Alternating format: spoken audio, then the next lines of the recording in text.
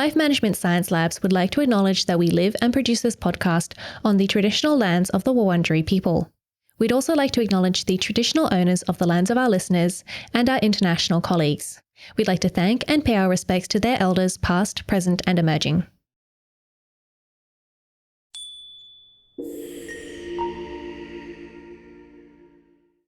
Hi everyone, and welcome to On the House, the Household Management Science Insights podcast produced by LMSL, the Life Management Science Labs.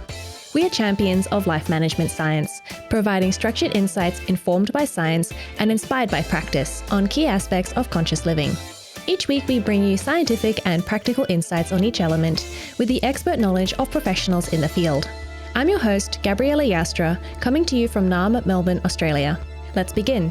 Hi everyone, and welcome back to the show. Today we're going to be talking about clean air, understanding household air pollution from cooking.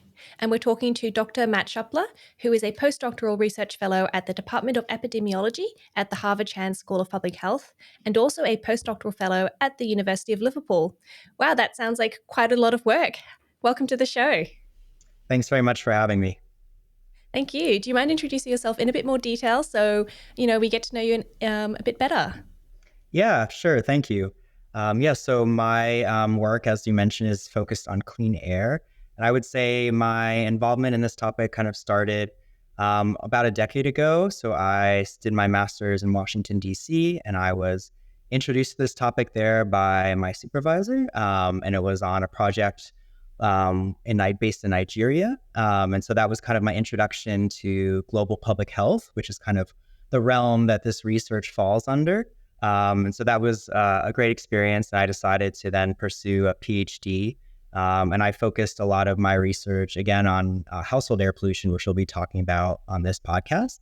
From there, I did a lot of travels to low and middle income countries, predominantly in sub-Saharan Africa. And so that was, a great learning opportunity. I got to work with a lot of different communities, focused primarily on household air pollution and clean energy access.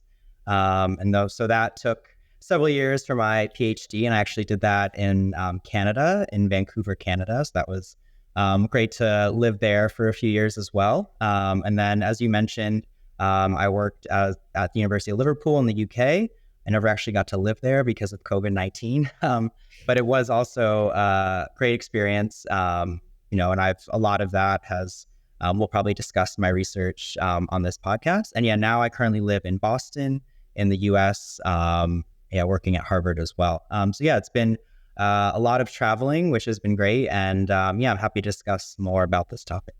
Yeah, I'm so excited to talk to you about this. And wow, what a travel around the world.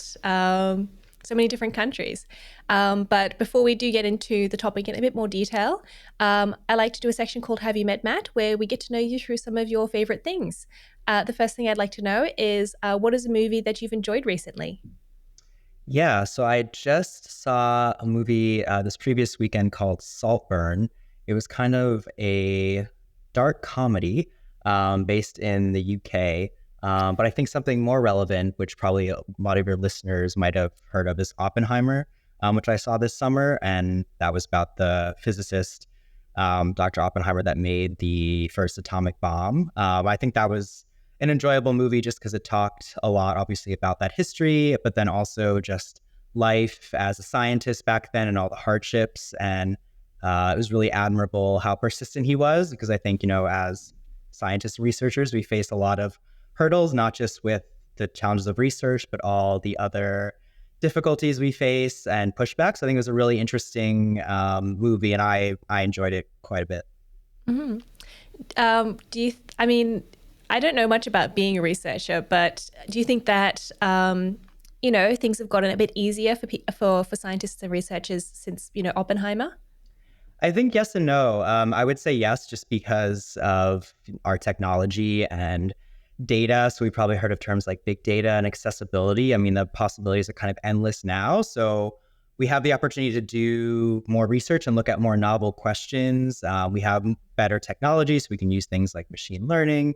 So in that sense, we have a lot more opportunities.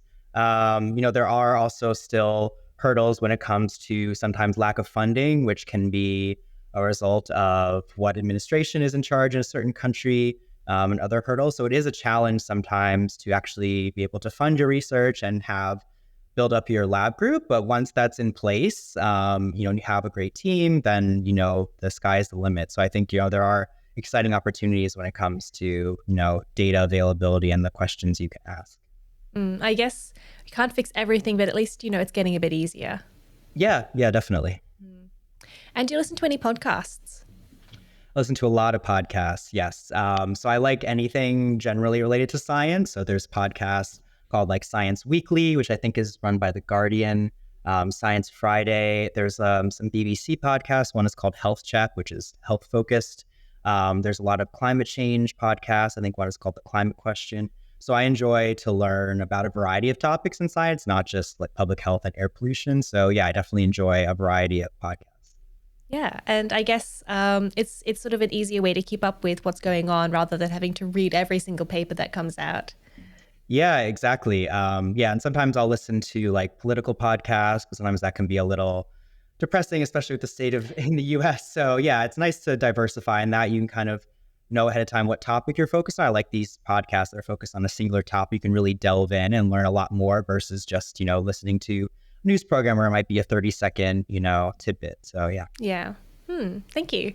Do you have a role model? So I have several. I think one for me growing up, I'm a big tennis fan. So I followed Andre Agassi. He was an American tennis player. And then also just for his work off the tennis court. So he is very accomplished and won many major titles. But then after he stopped playing tennis, he started a charter school, I think where he lived in Las Vegas, and has funded, I think, over 80 schools for underprivileged children, I think throughout the US and maybe internationally. And so he's really had a big philanthropic component focused on education. And so I think he's very well-rounded, and I admire his, all his achievements. And I think that's something that I've tried to do with my work. As I mentioned, I've traveled to different communities and doing my best through my research to try to help them. That's really a motivation for me. So yeah, he was definitely an inspiration to me as a child and still is. And it's great to see, I guess, you've really taken, his life and his work directly into, how you're, doing your life, trying to help people and try to, I guess, not just in one community, but also spreading your knowledge and everything to multiple communities and trying to help as many people as possible. That's amazing. Yeah, and I think a big part of that also is just science communication and dissemination, which is part of what we're doing right now. So I also value your podcast. I think it's great that you have all these speakers, and yeah, definitely to try to, communicate all of the research beyond just these papers, right? And talk on podcasts or through other media. So yeah. Mm-hmm. Yeah. During my studies, had to read a lot of papers. Not my favorite thing to do. Now that I finished, haven't read one paper. But I still listen to podcasts, and I still listen to, I get as my work to listen to lots of really interesting people. So very much a privilege for me, and very much what we're trying to do is get this information out to people in a way that they can consume easily. And if they're interested, find out more by reading the papers. Yeah, that's great. Fantastic. Thank you. And has there been an individual or an experience that has inspired you?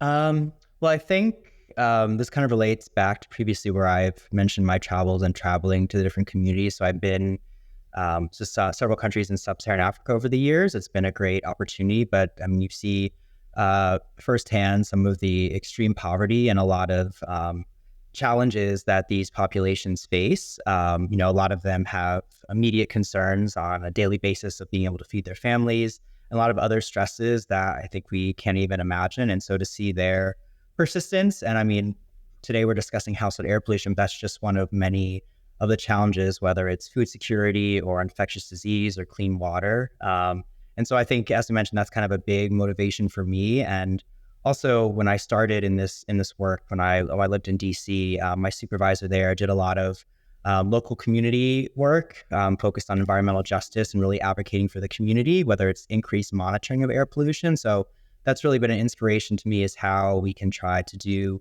use what we have at our disposal with technology and research and really try to help local communities. So I think that's really been my inspiration why I've continued to work on this for several years. Yeah, amazing. Thank you. I think that we forget how important clean air is, and particularly for, I guess, long-term health, Mhm. when, we've got all these short-term problems that we're just trying to figure out as we go. Yeah, definitely. Yeah. So making it easier, yeah, certainly takes the burden off a lot of people. But before we get started, I like to have some definitions so that we kind of know where we're starting. And the first thing I'd like to know is, how do you define household management? Yeah, sure. I would say household management is how we take care of our home in a way that makes us feel comfortable, protects our health, both physical and mental health, and also just generating a space that we find livable for ourselves, our families, and anyone else that's sharing that space with us. Hmm.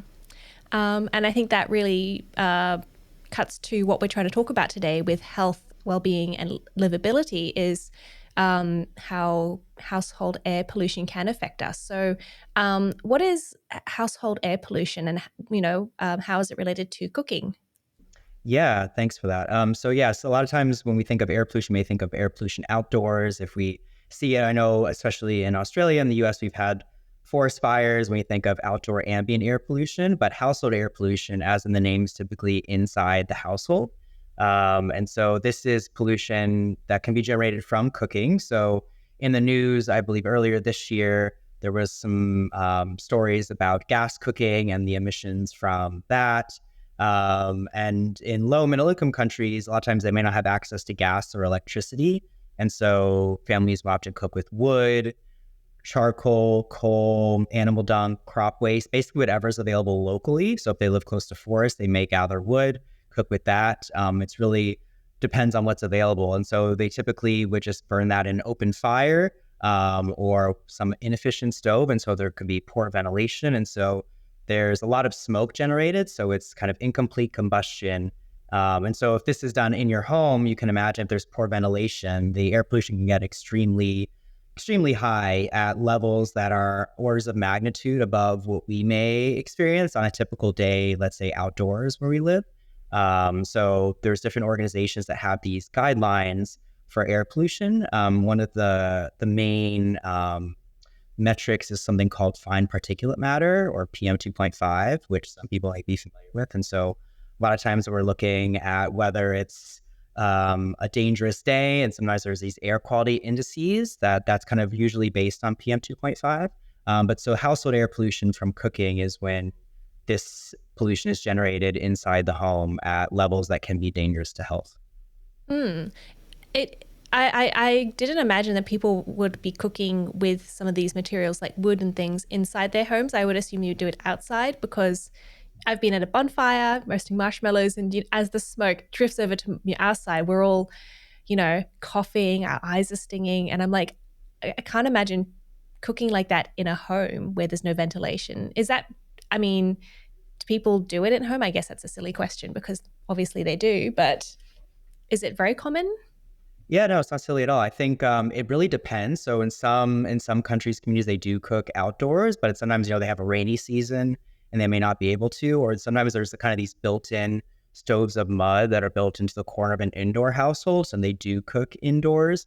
In some countries as well, they'll have kind of a detached house or a smaller cooking area. So it's not completely part of the main home, but it's an enclosed area that they have their stove in, which can also maybe protecting from the rainy season. But you can imagine that's an even smaller space. And if there's no windows when the cook goes in there, it can be very polluted. And so, yes, as you can imagine, whether if you're roasting marshmallows, you have the smoke that gets in your eyes, is coughing. And a lot of times we do research, all of the cooks there note that they don't really enjoy cooking because of that experience. They acknowledge that their eyes are burning, or tears, down their face, or they're coughing constantly. So this is something they realize, but it's where they used to cook, where their families have cooked, and sometimes it may be the only space they have for cooking. And so, they will cook indoors in some locations. And the prevalence can vary. I think also a lot of times people will change their cooking location based on time of year, depending on, if it gets colder, or, if the rains are coming. So they also may shift indoors versus outdoors. Okay, yeah. And I guess I hadn't thought about how this would also affect enjoyment of cooking because, I think us in our, beautiful homes with electric stovetops, we're like, oh, I have to cook today. Oh, I can't be bothered. Maybe I'll get takeaway. And, we may enjoy it, we may not enjoy it, but it's completely not related to, how we're physically feeling as we're actually doing the cooking. That's something I've never considered before. Wow. Yeah, and something else too is like we sometimes have a lot of appliances, right? We have an oven, we have a toaster, we have a stovetop, we have a microwave. In a lot of cases, they may only have that one fire to cook everything, right? So it takes a long time. Like for us, we can just put something in the microwave or heat it up really quickly and control the flame. With a fire, it's not as controllable, right? So also cooking can be a lot more labor intensive because you have to let something cook for a longer period. So it's also something that you may not have as much control over as well. Wow. Yeah. So that's concerning. And so, what has your research kind of looked at how you can improve, particularly in these places that don't have access maybe to as much appliances, electricity as we do? Yeah, there's a lot of research in this area, and I think it really depends on the location. There's been also a lot of national programs, which I can talk very briefly. But a lot of the push has been on something called liquefied petroleum gas. So it's not like piped gas like we maybe used to, but actually gas in canisters. Or cylinders. So you could think of like a propane tank for a barbecue, because those you don't really need infrastructure. You can just disseminate them at shops. And so there's been a large push by several countries. I think the most recent has been India to really expand access to LPG, because even though it is a gas stove and there are some emissions, as was just covered in the media earlier this year, the emissions are much lower usually than other what we can call solid fuels or polluting fuels, as I mentioned, like wood, coal, or charcoal. So you can definitely reduce exposure to household air pollution with gas.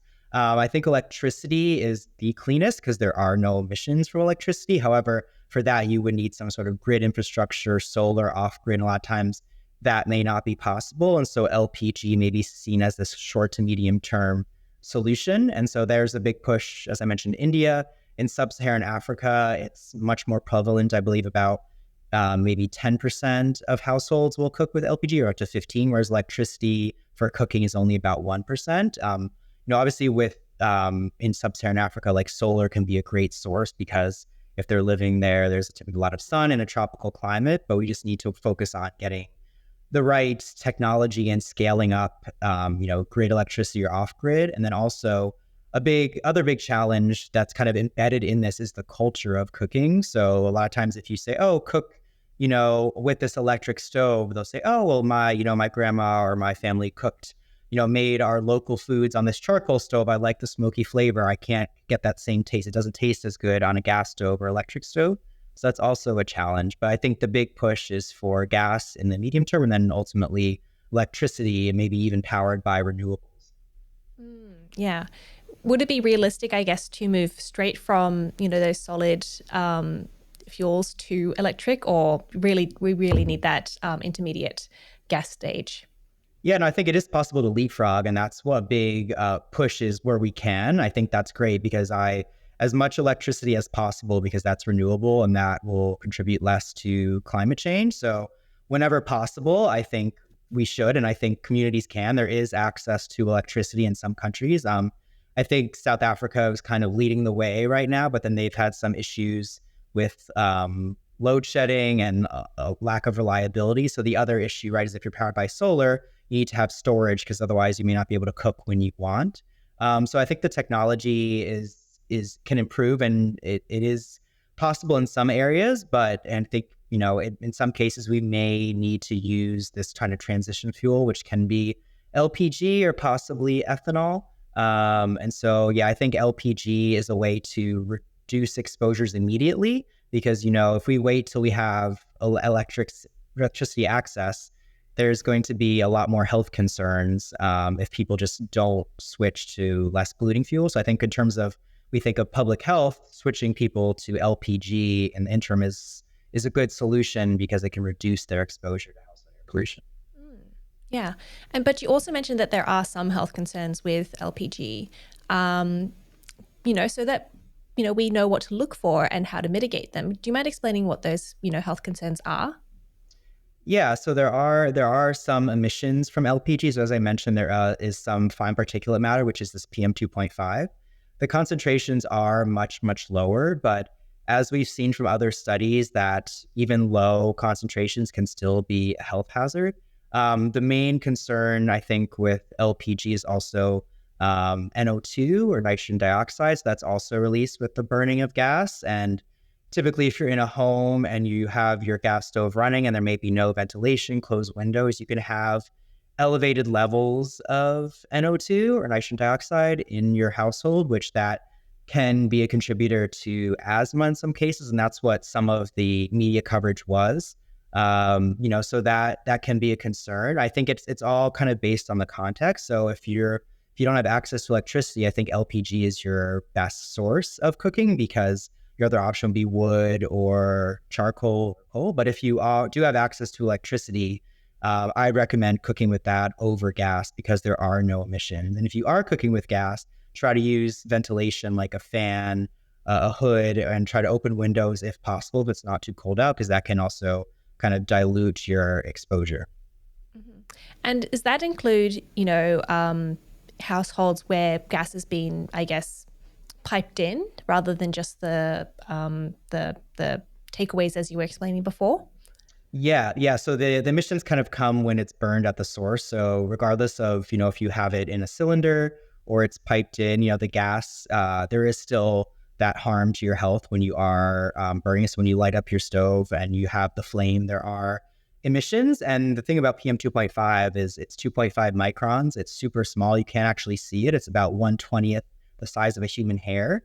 So we kind of think of air pollution, we imagine this plume of wildfire smoke, but really dangerous particles are actually not visible to the human eye. And even gases like NO2, you can't actually see them. So even if you may not see something, you can have levels very high. And this has been kind of tested in some studies where they'll place these monitors that can measure that in homes. We do see levels very high. So yeah, it is possible even with piped gas. Okay. Yeah, I'm moving into a home with piped gas, and as you were saying, that there's been pretty quite a lot of media coverage recently about some of the health consequences of gas, and I'm like, oh, maybe I should ask my landlord to change it, but I don't know how to ask them. Yeah, another kind of immediate solution if your landlord doesn't want to change it, because we know how dealing with landlords can be sometimes, is you can purchase an induction stove. And those can be pretty cheap, maybe like $40, $50. And you could buy like a single plate or a double burner, and that you kind of just plug into an outlet and you could use that as another option. I know I would do that if I didn't have access to an electric stove. And so the technology is getting, I feel like, cheaper all the time. So that can be an alternative option, even to supplement some of your cooking. So if you want to do some of that on the induction stove, and I've cooked with induction before and it is pretty efficient and nice to work with. So yeah, that's another option if you don't want to completely swap out the gas stove. Mm, yeah. And what are some other tips that you have to improve out, air quality? Yeah, so I think there are opportunities in your household. So, if you are cooking, as I mentioned, you have ventilation. So use a fan, a hood, and try not to kind of like linger over for as long as possible, because the emissions, if they are getting diluted. So that's one option. There's also options which we hear about during forest fires is to have air purifiers in your home. So those are another option as well. If you have to cook with gas or another fuel that's not emissionless like electric. In some cases, if you're going outdoors, particularly wearing a mask. So the same way we wore masks for COVID, those masks that protect against viruses can also protect against these air particles. So we've seen people wear them outside, during times of forest fires. That can be a way to protect yourself if going outside, it's a particularly hazardous day. If there's wildfire, you have different alerts on your phone that there's a high air quality index. Also, wearing a mask can be efficient at filtering out some of those dangerous particles. That does remind me, my mum, we had Chinese New Year dinner at my house this year, and there's this one dish, steamed fish, where you heat up oil really hot and then you pour it over the fish. And my mum forgot about it and it caught fire. And so there was three of us in the kitchen kind of panicking, but when you enter the kitchen, you actually immediately start coughing. And I was like, what do I do? What do I do? And I immediately grabbed some like N95 masks I had from COVID, and I gave them to everyone so that at least we could deal with the oil fire without, coughing and spluttering and maybe spilling hot oil on ourselves. So glad to know it's the right thing to do. But that also brings up, so some foods can also create some, things that make us cough, obviously when we burn something. But how does the actual like food that we're cooking impact the air quality? Yeah, so it kind of depends on like the method. So if you're like frying something, that can also generate more emissions or certain types of gases that are released. And so there is some evidence. I haven't really focused on that in my research, but the type of cooking can also affect the type of pollutants in the air.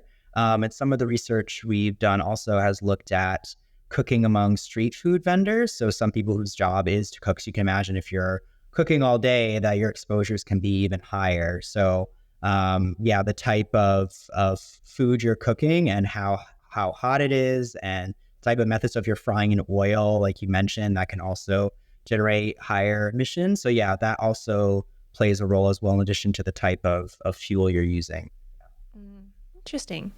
And this might be a old wives' tale or like just a rumor that I've heard, but I was told that a lot of Chinese chefs get like nose cancer because of the way that they cook. It's very high heat, a lot of oil. I tried Googling it. I couldn't find much, but do you think that sounds about right? Or is that just maybe hearsay? Well, I can't comment specifically on nose cancer. I can tell you that there has been links with air pollution and certain cancers, particularly lung cancer, because that is respiratory. There may be other cancers. I think the evidence isn't as substantial there. We're still kind of collecting data. As I mentioned, we do have access to a lot of technology, but the data isn't as ever as good as we want. But there may be other sources of cancer like esophageal cancer. But the strongest evidence we do have is on respiratory disease and cardiovascular diseases. So this is your lung cancer, but then it can also be things like asthma or pneumonia, especially in children. There could also be pathways by which the particles can pass from your lungs to your bloodstream and also lead to heart attacks and strokes and heart disease. So that's where the most evidence is now. But they could possibly lead to other cancers as well. There's also emerging evidence that it may cross the blood-brain barrier and can affect cognition. And so things like Alzheimer's, dementia, also just focus. There's been some research in schools that students may not perform as well on tests on higher air pollution days. So it can really lead to a lot of other factors. There's even new evidence that it may contribute to diabetes. So while I don't have specifically nose cancer, there's a whole variety of other conditions. I think that's why this is such a major concern, is because of all the potential conditions that this can contribute to. Interesting. It's interesting how it really does affect like almost the whole body. Not just, I guess, lungs seems very, I guess, obvious, but, the brain, diabetes, I wouldn't expect that. And it does show, as you were saying, how important it is to improve our air quality when we're cooking. Yeah, exactly. Yeah. So how can we, sort of use education and awareness to promote, improved health and improved cooking methods? Yeah, that's a great question. So there's multiple ways to answer that. I think first, because some of our research has focused on education. As I mentioned, we typically work in low and middle income countries. So I think you can educate people on the health benefits. In some cases, that will help. As I mentioned, though, sometimes people may prefer the taste of food on one stove or only have access to that one stove. And so if you tell them, oh, it's better to cook with gas than with wood, they may be so focused on being able to feed their families that day that that's just not something they could be concerned with. They're focused on just being able to have enough food that if we say, oh, this will protect, reduce your chance of lung cancer in 40 years, they don't have, that type of, privilege to think about that. So I think, there is that idea of education. I think something too that our group at Liverpool is trying to focus on more also is looking at like recipes and different ways we can facilitate use of gas, whether that be like giving them access to pressure cookers and other things that are more efficient at cooking, and maybe recipes they can cook on those different technologies. So I think that's the way that education can come in use. But if you just tell them, openly, oh, this is healthier for you, they may not have the means or the ability to do that. So I think education can only get you so far. They have to have the ability to actually be able to take that advice reasonably. In some cases, they're stressed with other things. But I think also, education when it comes to household air pollution, ambient air pollution, like we talked about trying to advocate for electric stoves. There's been some states in the US, I think California, maybe also New York, that have kind of banned the use of new buildings, gas stoves in new buildings, and only focus on electric stoves. And so, just educating people about the benefits of electric cooking, because some people may still not be aware. So that can also be beneficial. Or like we just talked about, maybe you just buy an induction stove and that can also reduce, your exposure. It may be hard because if you're cooking with gas, you may not actually experience any of these immediate effects like, eyes burning or coughing. So we think, oh, it's fine. My family cooked this way. But I think, that education can also be important. And so, when it got media coverage, that was a great opportunity to spread awareness of that. And I think there is, increased kind of momentum in the area of household air pollution. I know myself, when I first started my research and my master's, I had no idea what household air pollution was. So it really does, kind of go under the radar. We think about the health burden. And I mean, it's estimated, I think, about 3 million people die a year from household air pollution. So it's a huge concern, but yet kind of there's not enough awareness about that. So I think, education is a big component to increase investment in ways to try to expand clean energy access. Yeah, thank you. As I had no idea about, gas. I mean, I think we also all intuitively know at least that, sometimes smoke is not good for us. But I think I had no idea about, how bad gas could be. When I'm moving into this new place, and I was very excited actually because I was getting a gas stove finally. And I was like, oh, all the things I can cook with this gas stove now. And then all these, articles came out about the health effects of gas. And I'm like, oh man, now I got to go back to electric. But so it's good because now I know that I need to ventilate. I need to maybe invest in an induction stove. But are there any methods of cooking that are going to be affected by this? My thought is I've really wanted to make baba ganoush, but I could never do it because I don't have the right equipment for it. Is there maybe a time and a place for these more traditional types of cooking methods? Yeah, so I'm to be honest, I'm not entirely sure about how much the method itself can affect air pollution. My assumption would be that the method wouldn't be as important as the actual type of fuel. But I also wanted to first go back to your previous comment because I agree that electric is a lot healthier than gas. And I think the nuance there, though, is that gas can be better in places where, as we mentioned, where electric isn't available. So in some cases, there is, I think, a place for gas and LPG. So I think we shouldn't, completely abandon gas stoves. I think it should be a priority in lower middle income countries where that may be the safest option. But yeah, I totally agree that it's great that this got coverage. Because now we know a lot of people didn't know. And as you said, people enjoy cooking with gas because, they think it tastes better. Chefs love cooking with gas. So that's totally very common.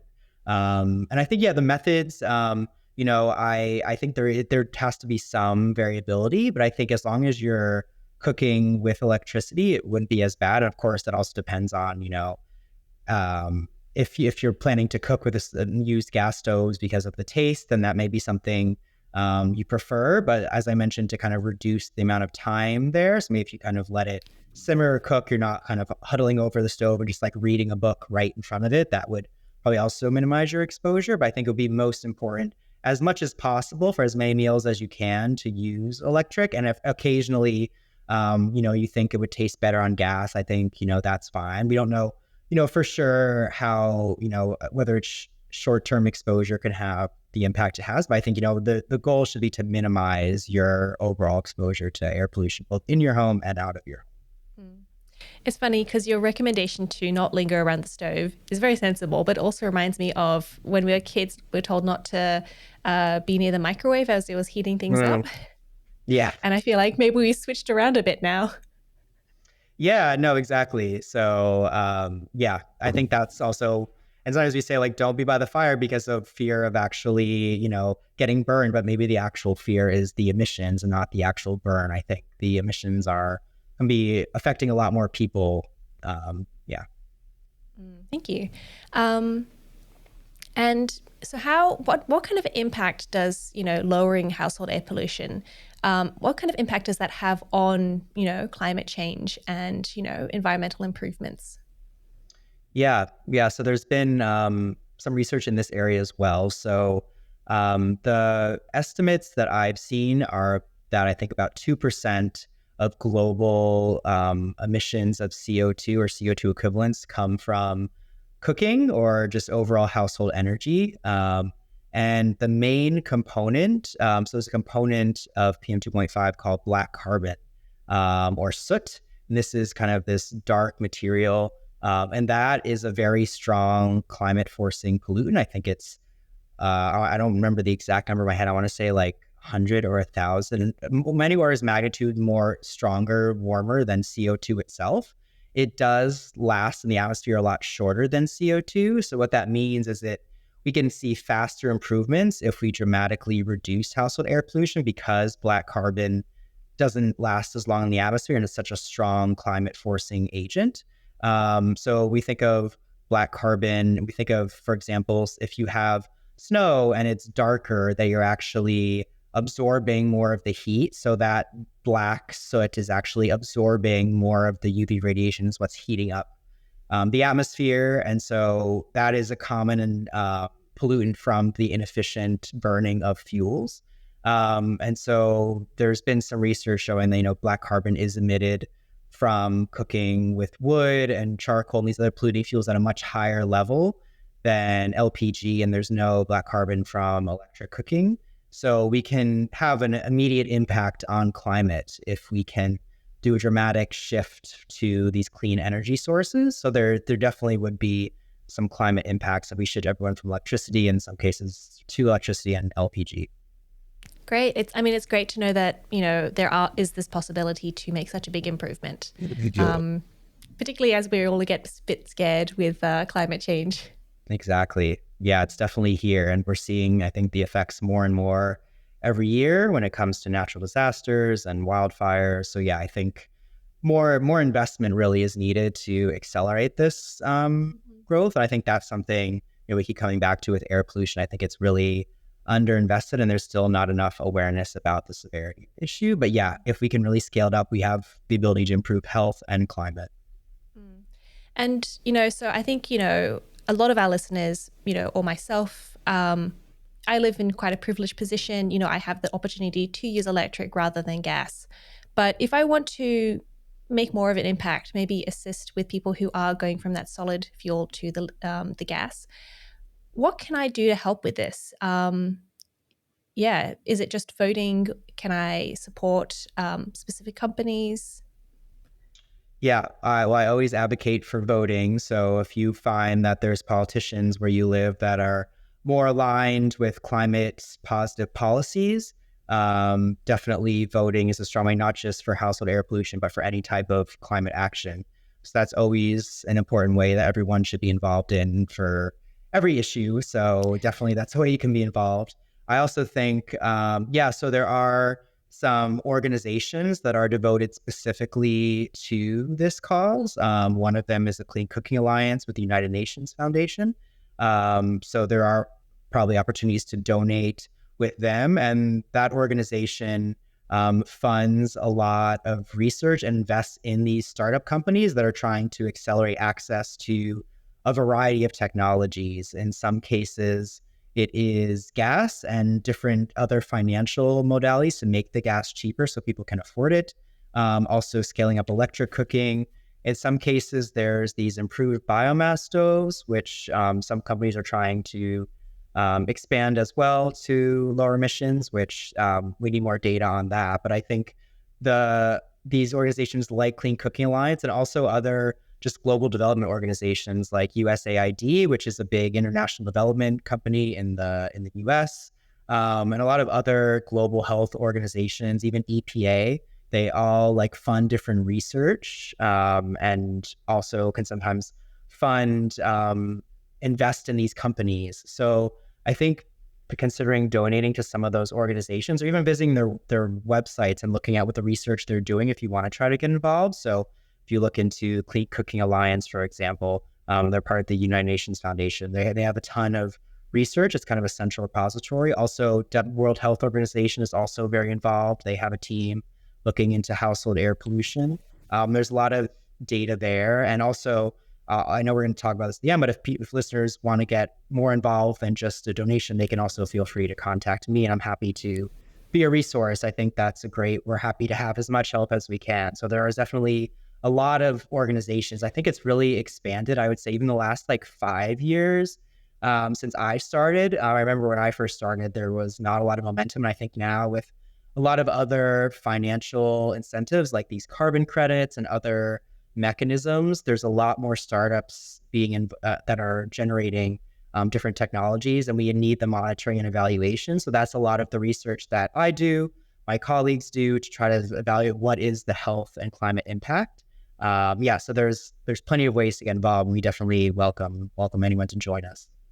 Great, thank you so much. It's good to know that there are ways that we can help and support really good initiatives. Yeah, of course. So we know that, outdoor air pollution can also be really, really important to our health. I was in Vietnam recently, in Hanoi, and I was like, why does it always smell like smoke here? And I was Googling it. Apparently it's got like maybe the second worst air pollution in Asia, in the world. I'm not sure. But so I'm assuming that would have a huge impact on people's health, to the point that, is there even any point in fixing our indoor health, indoor air pollution, because the outside air pollution is also going to affect us. So, is it worth it? Is there a difference? Can you explain a bit more about indoor and outdoor pollution? Yeah, sure. That's a great question. So a lot of the epidemiological studies we conduct in various communities, and interestingly, there's been a variety of levels of effectiveness. And we think a portion of that could be due to levels of ambient air pollution. So we know that if you're cooking indoors, especially if you have windows open, that doesn't only stay indoors, that air pollution can go anywhere, and the same vice versa. So if there's outdoor air pollution, that could also percolate into your home. So if you have your window open and you live near a busy intersection, that air pollution can go into your household as well if you have areas for it to enter. And so we think about different interventions if we're trying to reduce household air pollution. For example, in sub-Saharan Africa, a lot of times there can be episodes of Sahara dust.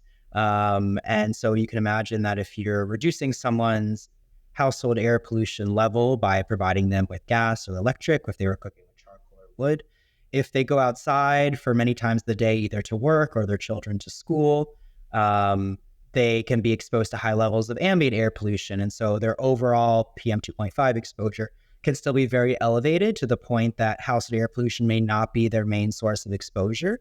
And in that case, I think the effectiveness would not be as high because they're still getting a high level. And so if you're reducing their household air pollution, that's still not their main exposure source. So it wouldn't be as effective, like you said, when you were in Vietnam. But if you're in, let's say, maybe a more rural area where the ambient air pollution is low and household air pollution is the main source, then that could be much more effective. You may see greater health impacts. And I think the other important aspect of this is that if you're thinking about a village, if everyone's cooking with wood, but you provide one household with gas, there could be that overall community level plume of smoke that even if one person is cooking with gas, their neighbors are still cooking with wood or charcoal. And so their exposures may still be pretty high. And so it really does greatly depend on the context. We've seen this with measurements where some interventions have been a lot more effective at others. It tends to be more effective in rural areas. That's a very general statement, but obviously depends locally because air pollution can vary at very small scales.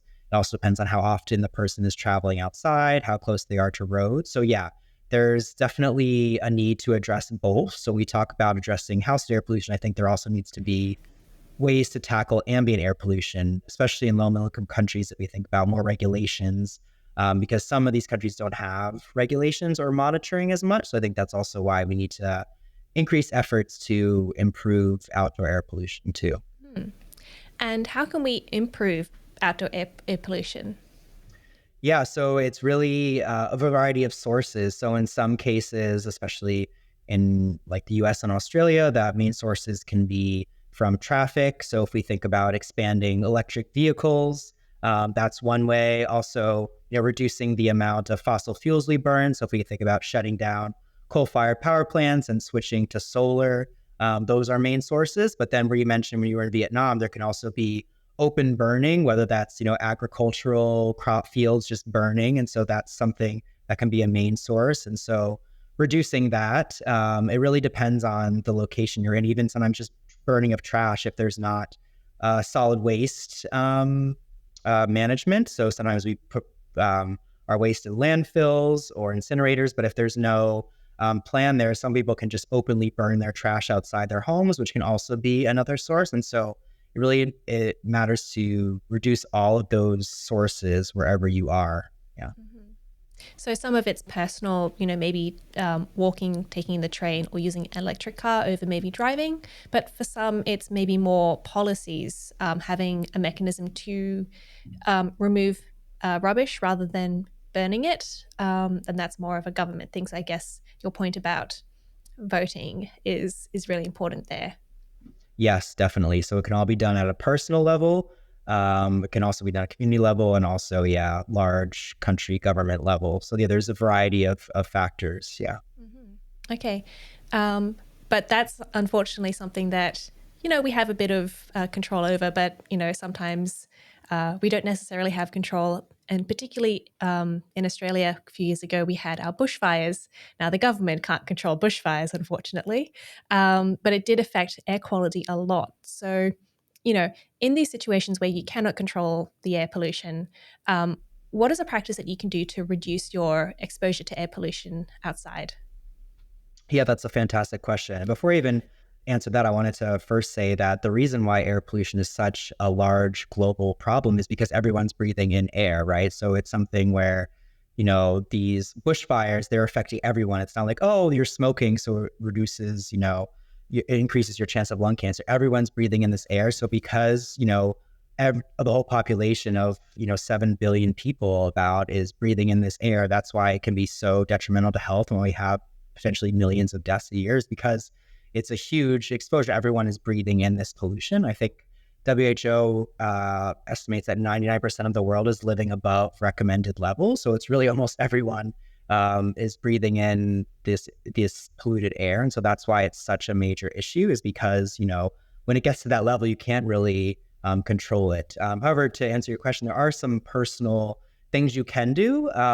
So one would be, if it is an extreme event, like you're in a wildfire, bushfires, to definitely limit your time outside. So remain indoors if you can, close all windows, doors, so to not let the smoke get in.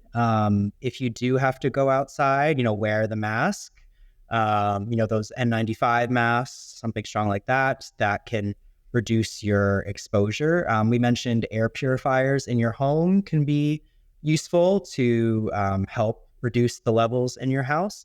And then even when it comes to periods where it's not an actual extreme event, like a wildfire, if you happen to be running or cycling, to maybe try to take a less busy street if you're cycling to work, let's say. So maybe go through a neighborhood or rather than biking, on busy street. And sometimes you may not be able to, depending on whether it's bike lanes.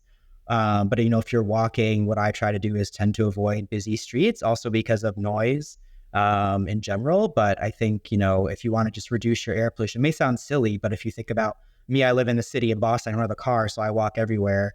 I try to sometimes go in less busy streets, where there's maybe less buses and things like that. So especially if you're running, because the amount of air you're breathing in is higher. So it's nice to run in a park or somewhere where you're not next to a busy street, because something that maybe not as healthy as if you are going for runs every day or every other day and you're running, next to a busy street or a highway or something like that. That would not be recommended. So to try to find more green space for those activities. Yeah. And that's really great advice. And I'm glad to hear that me avoiding people by not running on the main roads has been doing me good. Yeah, exactly. You could just say you're doing it for health reasons, not Yeah, because of avoiding people. Yeah. yeah. I just really just like having to dodge people. Yeah, that too. That's another extreme movement. Yeah. So we'll move on to the open mic now. So this is where you get to talk about something that you're passionate about, and it doesn't have to be related to our topic, but I do believe it's going to be related. So what would you like to talk about today? Yeah, so I think thanks for this opportunity, first of all, to have a few minutes. Yeah, so I will be related to this because I think it's important and something we don't have as much time to discuss. I think I might have mentioned it briefly at the beginning, but something we phrase in the research world as kind of co-benefits. So we mentioned health and climate, but there's these other benefits to clean energy access, especially when it comes to women, because typically in low middle income countries, women are often tasked with cooking primarily, and also if their children are close by. So the benefits, firstly, can be women's empowerment. So one aspect we didn't really talk about, but if you're cooking with wood, it's not something that's piped to your household like we have. It's readily available. You actually have to go into a forest or travel. In some cases, it could be hours, especially with deforestation. And if you're in a rural area, it could take a long time. And so that's something we refer to sometimes as time poverty. But you can imagine if you're spending hours per week or an hour per day, that takes away valuable time you could be doing anything else, whether that's even resting or, if you're a child, going more time in school. For the main cook, she could have more time to work and more earn income or care for her children. And so you could imagine, millions of people and having this time poverty of having to gather their fuel almost on a daily basis. And the same goes for, fetching clean water. This also applies to fuel. So that is something that takes away from possible educational opportunities or income generating opportunities, which can lift people out of poverty. So that's something that's, I think, very important. And sometimes we don't think about that. But, there's been some research that it's kind of emerging because this hasn't been as common as just measuring air pollution, but that people will actually earn additional income. So if you provide them with a clean stove, they may even, for example, cook more meals and sell it in the market. So a lot of people may work in the informal sectors. They don't have a formal job. A lot of their job is, as I mentioned, these food street vendors or just selling food. So they may say, oh, I had more time because one, I don't have to gather the fuels. I have my gas or my electricity right here. And I could also cook faster because I can control the flame. And so I cooked, extra food and then I sold it in the market. Or now I have more time to go food shopping and I bought more food in the market. My family isn't as hungry. And so their food security improves as well. And so that can improve their nutrition. Something else as simple as, oh, maybe now I have a 2-burner gas stove or electric stove, so I can cook 2 meals at once or 2 different side dishes at once. And I'm increasing the diversity in my food, which is also good from a nutritional standpoint because now you're consuming, more variety and getting more nutrients. And you could also cook faster, right? And so then maybe you have more time. You could just heat up the meal. Next time, you don't have to worry about gathering the wood.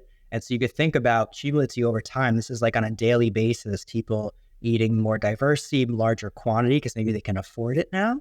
And also just the time. So these are these benefits that can really have an impact on generating more income, which I think is ultimately allowing these families to empower themselves, lift themselves out of poverty. They may be able to get additional income, as I mentioned, and then that can maybe provide more income for their children to go to school or, healthcare costs.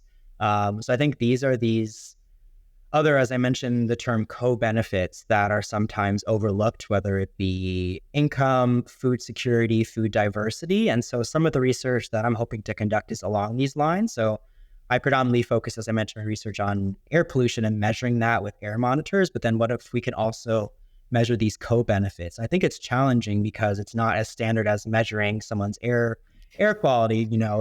You actually have to maybe ask surveys. You can't really say, okay, like how well did your food security improve? You have to measure that using standardized tools. So I think the research hasn't been as strong because it is more challenging. And there's a lot of work in our field to kind of standardize this. So how can we get researchers and organizations to measure this across the same way so we could do a comparison of the impacts? And also, these effects may take a while. Like you may see, this improvement, but how long until you can have a measurable impact on education or income? But the one thing I will say, because I have done a little bit of research on this in Kenya predominantly, is that this is something that's immediately felt by households. So if you say, okay, I got this stove and now I have suddenly an extra hour a day, you notice that immediately because people are very aware of their time.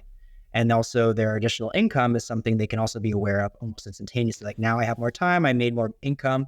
And so these benefits are actually something that families may register more than, say, a long-term impact on a reduction on lung cancer, because that they may not actually affect them on their day-to-day. But having the improved income, they can feed their families better tomorrow and their children aren't as hungry. And that's something they immediately witness. And I think that can be a stronger motivation for encouraging use of these fuels than just education on the health impact. So I think having this tailored message about these benefits that have an immediate impact on improving their health, which also can reduce their stress of having to worry about food every day and just their physical and mental well-being. I think those are things that we need to increasingly think about, and something I'm personally trying to spread awareness about through my research and conducting more studies. And so I think that is where our area of research is going, is more on generating these co-benefits beyond just health and climate, especially when it comes to women, because I mentioned they're predominantly tasked with this. And so we talk about gender equality. And this is, I think, one critical way to help, billions of women that are still cooking with these fuels. And so this is, I think, a great opportunity to have these other benefits. And the great thing is, if you're trying to improve air quality, these are just co-benefits that naturally happen. It's not like you have to spend extra. The stove can handle a lot of these things. And so that's something else that we need to document with these metrics, and we can maybe even quantify that in a measurable amount. So what is the reduction in healthcare costs or improvement in nutrition? How can we monetize that and incentivize other companies to invest in these clean technologies to increase the speed? Because as we know with climate change, nothing is happening fast enough. And so this is one area where we can really have a dramatic impact on livelihoods as well. I had no idea that, clean air and cooking fuels could make such an impact on so many different areas of life. That's amazing. And you also mentioned that it can help with mental well-being. How does clean air and the fuels we're using for cooking, how does that affect mental well-being? Yeah, so there are a couple potential mechanisms. One is through the air pollution itself. So there may be certain pathways, like via inflammation in the body, that it may actually affect your mood, possibly depression. So though the research is preliminary on that, so I can't say for sure, but there are potential ways that the air pollution itself can contribute to poor mental health. So if you can imagine reducing household air pollution, that may improve mental health. And some of the research I've done is actually on this other aspect of just clean energy access itself. So having less time, requiring less time to travel to gather fuel wood. And so you feel like it's less labor intensive. You find you have more time to relax. Also, there's risk sometimes of injury. If you can imagine carrying this wood on your back, on your head, carrying all these fuels every day, you can have that risk of injury, which can also, affect mental well-being. In some cases, unfortunately, especially in refugee camps, there could be issues with sexual violence or harassment if a woman's traveling alone far off to gather fuel wood, which is another source of mental distress. So all of these cumulative factors, I think, factor in, and you can imagine just having the stove available eliminates that, right? Because you have to travel an hour or more a day. So I think those components may also improve mental well-being. So it's also kind of multifactorial, and the research is still ongoing, but as more comes out, we may see that this is a contributing factor to many of those sources that can contribute to poor mental health. Wow, that's certainly hits so many different areas of our lives. That's amazing. Thank you for doing this research so that we can learn about this and so we can improve everyone's lives. And if people want to find out more about you and your work, where can they find you? Yes, so they can find me on Twitter, or I guess X as it's called now. So I'm at Matt, Matt_Shup, SHEP. So I post some of my research there.